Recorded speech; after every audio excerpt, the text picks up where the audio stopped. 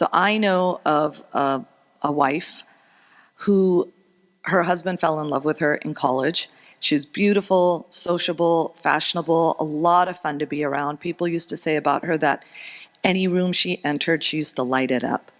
And at one point in their marriage, after they had children, she asked me, I didn't know her that well, but she asked me if I could come over and talk to her one day. She needed some advice. And when I went to her home, I saw racks and racks of clothing in the living room. I saw the kitchen sink was piled high with dishes. I wasn't there to judge her. It was just something I noticed, to the point that I thought she was moving. I thought she was in the process of changing homes. And I asked her, oh, are you moving? And she looked a little confused. She was like, moving? No. And so then she told me she wanted to talk to me because her husband was considering divorcing her. And she and her husband were in the process of trying to make things work. Thank you. She and her husband were in the process of trying to make things work. And what basically came out of what she shared with me is that her husband felt that he didn't matter to her, and that he realized that the home was not a priority to her. The state of their home was always in a state of mess. And one of the things he had said to her was, you know, if I needed a clean undershirt, you wouldn't be able to find one for me. And she said, well, even a maid could find a clean undershirt. What does that have to do with anything? You and I have such a good time together. People love us. We have such great chemistry. We're in love. And what was coming out of what she shared with me was that it was clear that her husband's values were changing. He was initially attracted to her because she was beautiful and sociable and fun and exciting to be around. But now that they had been in the marriage a few years and had a number of children, he realized he needed more domestic support. He needed domestic bliss.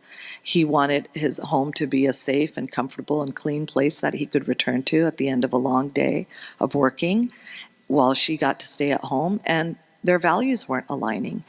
And, you know, it wasn't completely her fault. It was, he didn't know what his values were when he met her. He thought his values were one, and then he realized he actually had other values that she wasn't able to match up with him. So people commonly fall into these four traps when it comes to values alignment. The first is that they don't know their own values and what's important to them.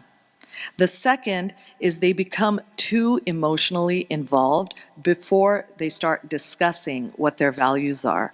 Or in the case of the Muslim community, they let their families or their parents decide their values for them, tell them what's important and why they should be saying yes when their gut may be telling them no. The third is that they consciously avoid thinking about value conflicts because they want to preserve the chemistry that they're feeling. And the fourth is that they recognize there are value differences, but they naively believe love conquers all, or I can change him, I can change her. So those are the four common traps when it comes to values alignment. Now, some of you may know about this New York Times article that was published on December 17th, 2006. It was an article called Questions Couples Should Ask or Wish They Had Asked Before Marrying. And it covers these value-oriented topics. Number one, bringing up children. Number two, financial obligations and goals, spending and saving habits. Number three, how the household is going to be run. Number four, spiritual beliefs and needs. Number five, religious and moral education for children. Number six, boundaries with in-laws. Number seven, where to live. And number eight, commitment to the marriage. Now, I read about a couple who broke up after 2 years of being together because they realized that the only thing we had in common was that we liked Chinese food.